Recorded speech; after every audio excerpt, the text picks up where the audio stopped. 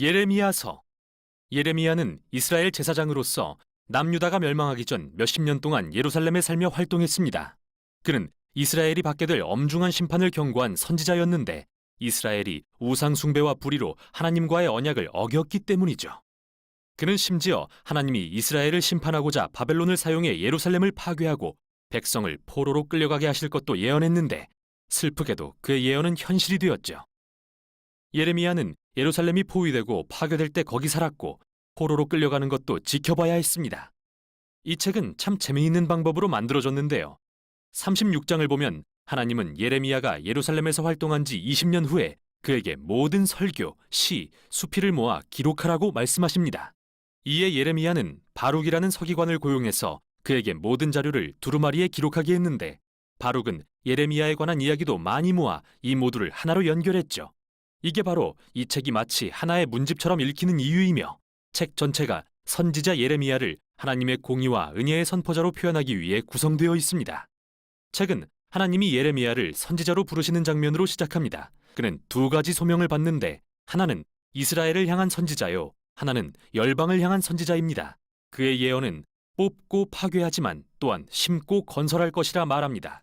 즉 그는 이스라엘을 꾸짖고 하나님의 다가올 심판에 대해 경고하지만 미래를 향한 소망의 메시지도 전달하는 거죠. 이 서론은 긴 첫 부분인 1장부터 24장을 완벽히 요약하고 있습니다. 이는 모두 포로기 이전 예레미야의 글로서 핵심은 이스라엘이 하나님과의 언약을 어겼고 율법에 기록된 모든 합의사항을 위반했다는 거죠.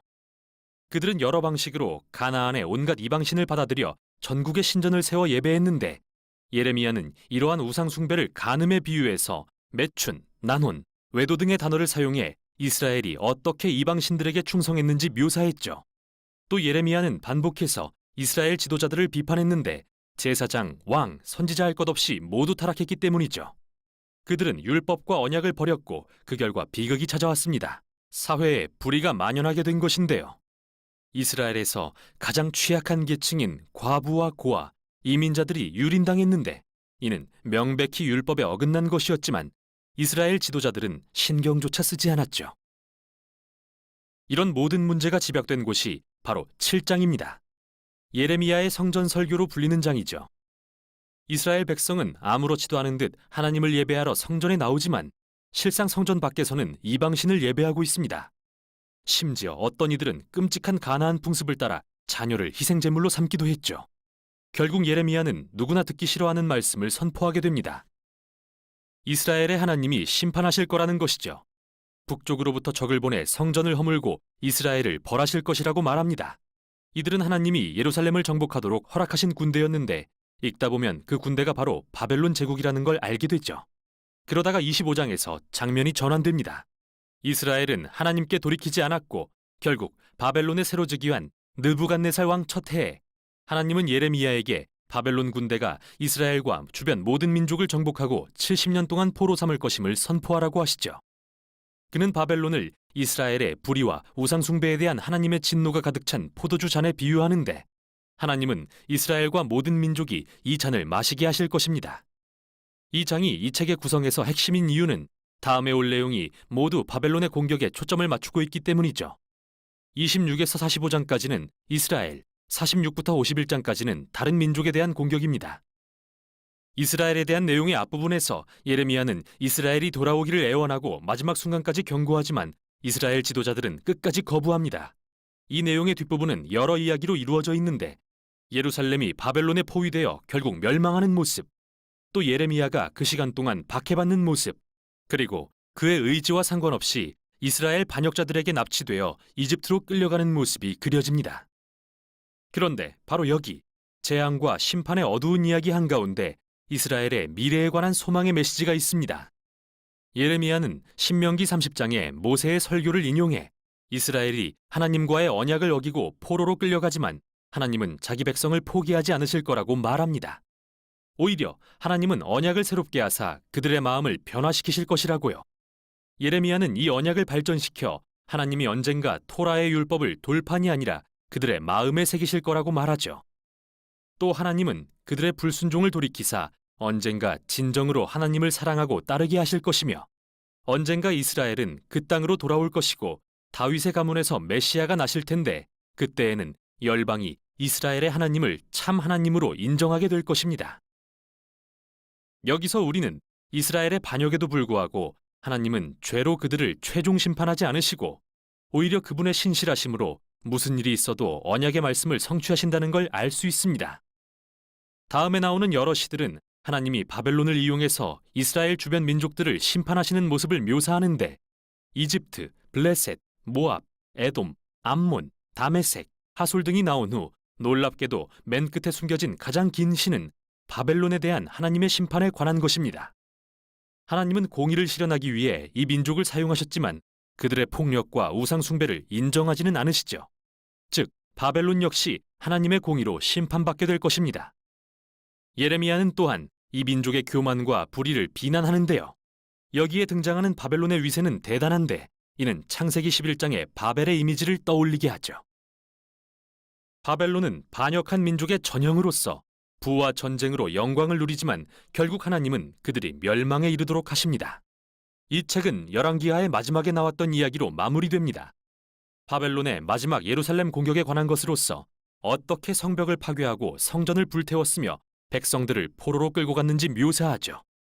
이 이야기는 예레미야가 1장부터 24장에서 경고했던 심판이 어떻게 성취되는지 보여줍니다.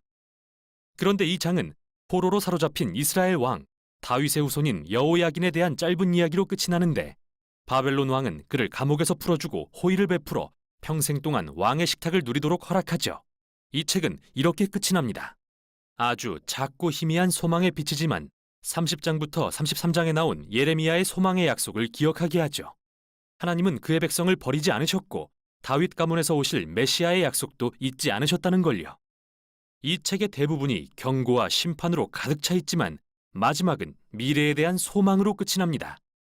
이것이 바로 예레미야서입니다. 예레미야 제1장. 베냐민 땅 아나돗의 제사장들 중 hilki야의 아들 예레미야의 말이라. 아모니 아들 유다 왕 요시야가 다스린 지 13년에 여호와의 말씀이 예레미야에게 임하였고, 요시야의 아들 유다의 왕 여호야김 시대부터 요시야의 아들 유다의 왕 시드기야의 11년 말까지, 곧 5월에 예루살렘이 사로잡혀 가기까지 임하니라. 여호와의 말씀이 내게 임하니라. 내가 너를 모태에 짓기 전에 너를 알았고, 네가 배에서 나오기 전에 너를 성별하였고, 너를 여러 나라의 선지자로 세웠노라. 내가 이르되 슬프도소이다. 주 여호와여, 보소서. 나는 아이라 말할 줄을 알지 못하나이다 하니, 여호와께서 내게 이르시되 너는 아이라 말하지 말고 내가 너를 누구에게 보내든지 너는 가며 내가 네게 무엇을 명령하든지 너는 말할지니라. 너는 그들 때문에 두려워하지 말라. 내가 너와 함께하여 너를 구원하리라. 나 여호와의 말이니라 하시고, 여호와께서 그의 손을 내밀어 내 입에 대시며 여호와께서 내게 이르시되 보라, 내가 내 말을 네 입에 두었노라. 보라, 내가 오늘 너를 여러 나라와 여러 왕국 위에 세워 네가 그것들을 뽑고 파괴하며 파멸하고 넘어뜨리며 건설하고 심게 하였느니라. 여호와의 말씀이 또 내게 임하니라. 에레미야야, 네가 무엇을 보느냐? 내가 살구나무 가지를 보나이다. 네가 잘 보았도다. 이는 내가 내 말을 지켜 그대로 이루려 함이라. 여호와의 말씀이 다시 내게 임하니라. 네가 무엇을 보느냐? 끓는 가마를 보나이다. 그 윗면이 북에서부터 기울어졌나이다. 재앙이 북방에서 일어나 이 땅의 모든 주민들에게 부어지리라. 내가 북방 왕국들의 모든 족속들을 부를 것인즉 그들이 와서 예루살렘 성문 어귀에 각기 자리를 정하고 그 사방 모든 성벽과 유다 모든 성읍들을 치리라. 여호와의 말이니라. 무리가 나를 버리고 다른 신들에게 분향하며 자기 손으로 만든 것들에 절하였은즉 내가 나의 심판을 그들에게 선고하여 그들의 모든 죄악을 징계하리라. 그러므로 너는 내 허리를 동이고 일어나 내가 네게 명령한 바를 다 그들에게 말하라. 그들 때문에 두려워하지 말라.